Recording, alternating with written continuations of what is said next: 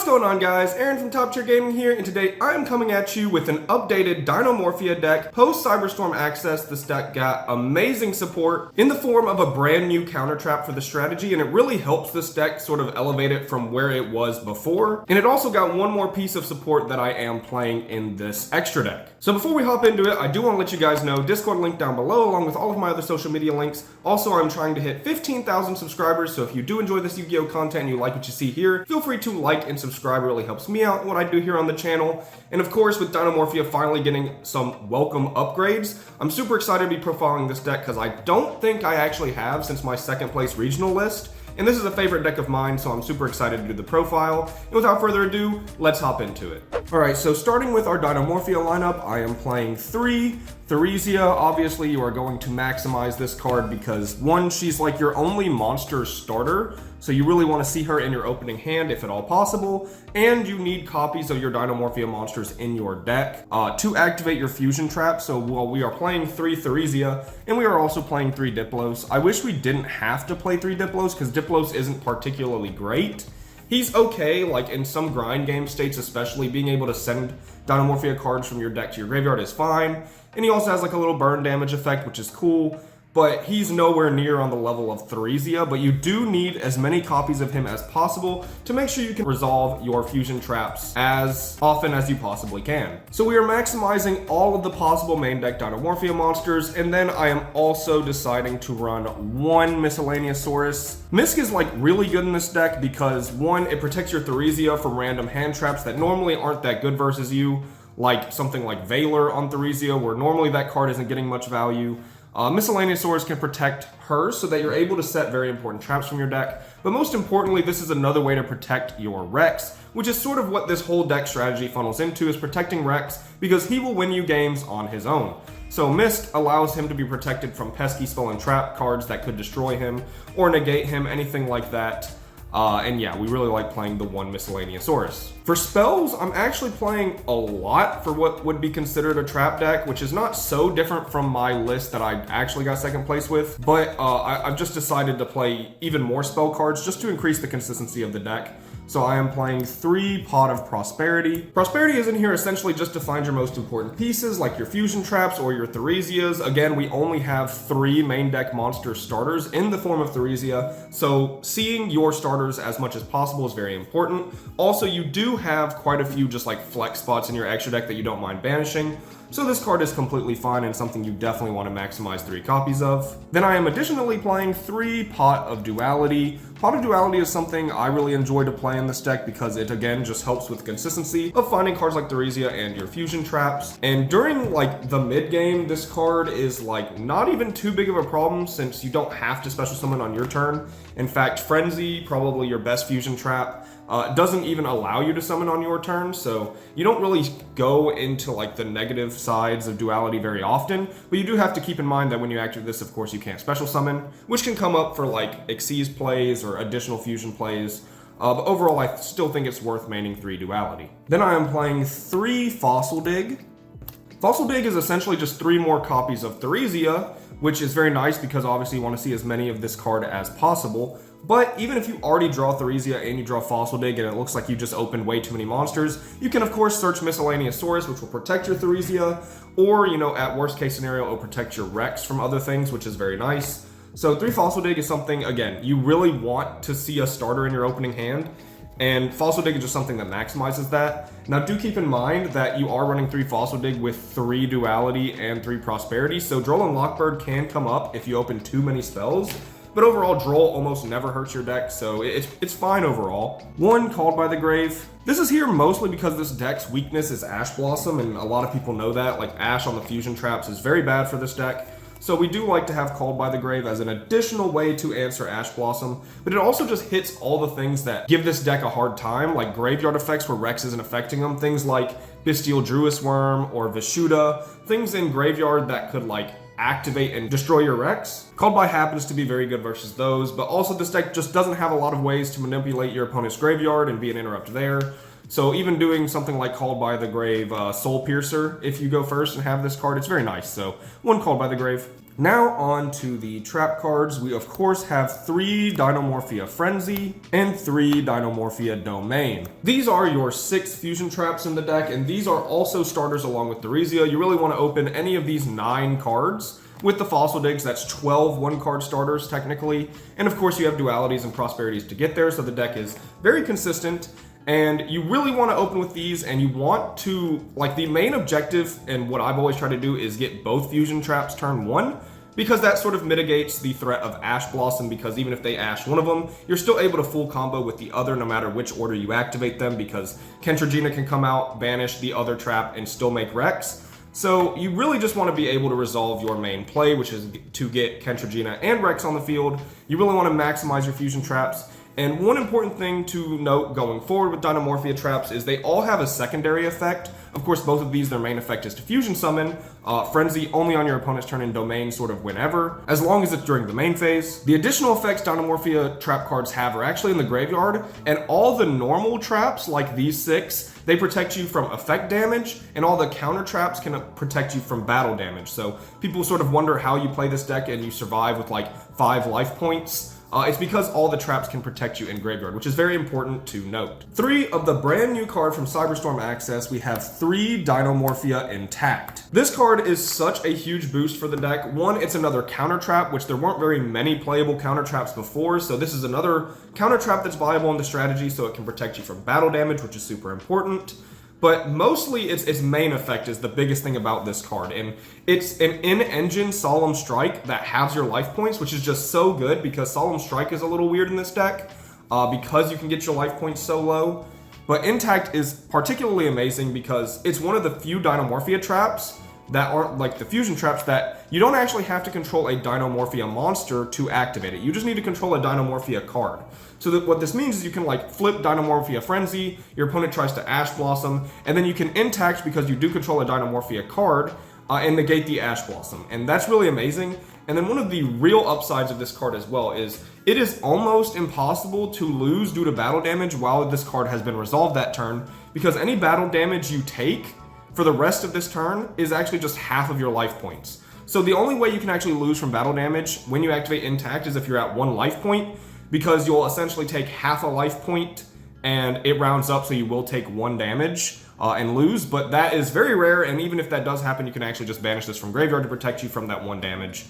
This card is super huge for the deck, and I want to maximize 3 because not only is it just really important going first to like set it up and stop Ash Blossom or your opponent's plays, but it's one of your best ways to go second. Same thing with like setting Strike, right? It's just a really good to go second into big boards like Super Heavy Samurai because they cannot respond to counter traps, so you will be able to stick your fusion or whatever trap you activated. So yeah, we want to maximize 3 Dinomorphia Intact. Next, for the other Dinomorphia traps, these are all sort of versatile spots where they protect you in certain situations, or you may need them for one reason or the other. So we have 1 Sonic. I'm only deciding to main deck 1. I used to main deck 2, but with space to fit Intact, I think 1 Sonic is fine. This one negates spells and traps, so it's a good out to things like Evenly Matched or Forbidden Droplets, things like those, depending what's popular in the format. We have 1 Dinomorphia Alert, which I've considered upping to 2 just because this card is going to be particularly good this meta, because this is how you out things like Kaiju, Super Polymerization, which, while Super Poly isn't very relevant right now, cards like those that can actually just remove Rex off the field that you can't really respond to, like a Kaiju or Lava Golem. So Alert is sort of your counterplay to those, but it also is just a very good way to set up big plays for your next turn and just get value off Theresia and Diplos even more. Alert's pretty insane, so I might bump this up. And another card I'm considering bumping is also Brute, just because there are a lot of situations where this card comes up. It's one of your only outs in the deck. It's like the Dinomorphia trap card that actually deals with threats on the board. Now, one of these might look kind of weird because you might want more, like I've been saying, but do keep in mind, because of Kentragina, it's like you are playing 2 copies of Brute and Alert because she can use those effects in the graveyard. So that being said, like, sometimes you might want even more. The problem with these cards is you must control a Dinomorphia monster to like activate Brute, which is kind of annoying sometimes, and you need to have seen a Dinomorphia monster for Alert to even be relevant. So you don't want to like open these without a play because they're just very hard bricks, so that's why they are one-ofs. But yeah, their effects do come up all the time, which is why you need to play them. That is it for Dinomorphia trap cards. Next is probably one of the coolest traps in the deck, and one of my favorite things about Dinomorphia is actually the fact that you get to play Ferret Flames. This card is absolutely phenomenal. It's one of the best cards in this deck for sure, as long as you're playing, right? The real issue with this card is similar to like Brute and Alert. If you're not playing, this card is very bad. Because if you don't know what it does, your opponent has to send monsters they control to where they don't control monsters, where they don't have like attack points on the field higher than your life points. So oftentimes this is just sending like 4 monsters on their board back to the deck, and it affects unaffected monsters because it's your opponent doing it, which is very huge. This is how you get around things like Final Sigma is one that's come up for me before. And just any unaffected monster, like the Arrival Cybers, for example. Those are the only unaffected monsters coming in my head right now, but yeah, just know that this can get rid of unaffected monsters that could make you lose the game. And it's just a very, very blowout card. And I consider playing 3 again, just because this is your out to everything that could possibly deal with you and your Rex. Like anything that could break through, Ferret Flames usually just tells it no. Masquerade is a big one. This is how you get rid of Masquerade as well, because that is like one of the biggest issues for this deck. It's still branded. So yeah, 2 Ferret Flames, but I am considering 3. Then despite what I said earlier, I am still on 3 Solemn Strike. So why am I on Solemn Strike, even though earlier I said it's a little weird? Well, essentially this is still what I'm choosing as a go second card. Like you could technically play hard go second cards in this deck, like Sphere Mode, for example, like really hard go second cards like that, Kaijus, things that can help break boards so you can play going second. I'm actually just choosing to run Strike because my objective is I just want to stick Rex. I want to set a bunch of back row, and then if they try to negate anything on their turn with like Baron or Savage Dragon or Exterio, any hard negates, you can just negate them with Solemn Strike and then play your turn, similar to Dinomorphia Intact. And this is a card that protects you from Ash Blossom as well. Now people often say the life point things come up as like a big confliction, and it can sometimes. But if you open both fusion traps, you can very, very easily get this card on the field, which if you cannot activate Solemn Strike, this card will allow you to because you do not pay life points to activate trap cards or Dinomorphia monster effects. So this is what you make if you can't activate Strike, but you really need to. Do keep in mind, you do have ways to activate Strike even if you have under 1,500 life points. And yeah, I think this card is just extremely powerful in a lot of situations. It can be weird, so you don't have to play this card, and you can choose to play something like Solemn Judgment.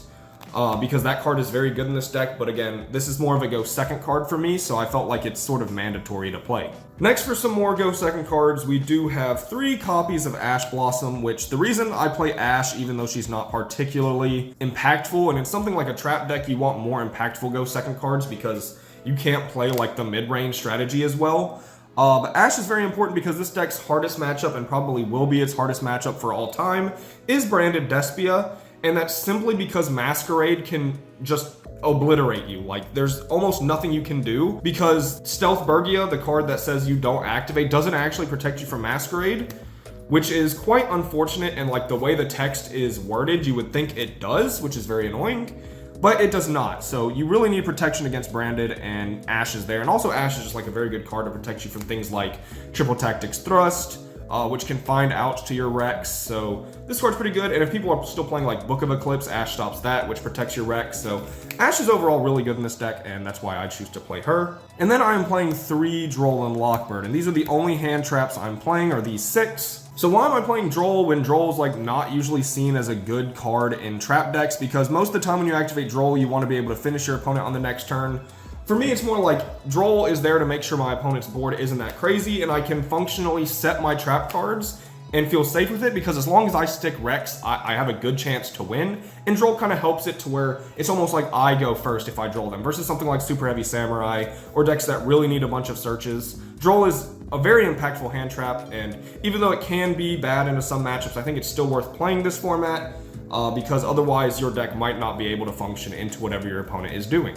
You could choose to play Imperm or something. I'm just choosing Droll. I think it's just very impactful right now, so do keep in mind you could alter any of these for whatever hand traps you want to play for your locals or whatever tournament you're going to. I just think that Droll is very good this format, and I chose to play Droll. On to the extra deck, and the first 9 are very simple, and I do think you have to play all 9 of these. I am playing 3 copies of Dinomorphia Kentragina. Kentragina is very good because it's sort of how you get into more of your fusion monsters by reusing traps in your graveyard. She's a nice way to additionally pay half your life points, which you really want to do because you want as low as life points as possible.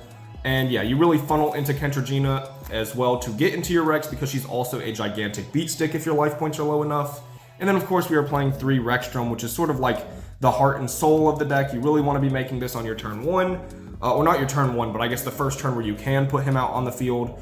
Because this is the card that's going to win you like 90% of your games. Rex just being on board can make some decks lose instantly. Now, this deck is a very matchup experienced deck where you really need to know what in each deck is your biggest problem. Like things like Super Heavy Samurai, their biggest threat to Rex is the fact that they have a gigantic synchro that can attack in defense position, which gets around Rex, so that's what you need to prepare for. Bestial cards, you need to prepare for Druis Worm, things like Sword Soul, you need to prepare for Vishuda, because Rex beats everything else. So you really want to know your matchups when you're playing Dinomorphia to know what you actually need to prepare for, because Rex is dealing with literally everything else in their deck. So Rex is a fantastic card. He is the boss monster. You really want to stick him because he is just going to floodgate and win most of your games, as long as you can protect him adequately. Then you are playing 3 Stealth Bergia, which doesn't come up like too much to actually summon. It does come up like with what I said earlier, where like you need to activate something like Strike, and you don't have the life points, you're going to want to summon Stealth Bergia. But the real reason you have it is Frenzy needs to send a Dinomorphia card from your extra deck to summon, which you want to use Stealth Bergia because it's a fusion to make Rex, and you have like extra of this. And then for Prosperity banishes, you're safe to like banish a Stealth Bergia as well. But if you use like 2 of these for fusion summoning for your Rexstrom, you often do want to keep the 3rd just in case you need to make it. It can also close out games in really weird like positions because of its effect to burn. Like there's so many times, especially against something like Gold Pride Punk or the Mirror Match, where just making this card is game. So yeah, you really do want extra copies of Stealth Bergia, I think. Next up is another card from Cyberstorm Access that I think is worth playing in this deck. And keep in mind, these next 6 cards are very like flex spot cards where you can do whatever you want with them. I'm just providing the options I think are best potentially.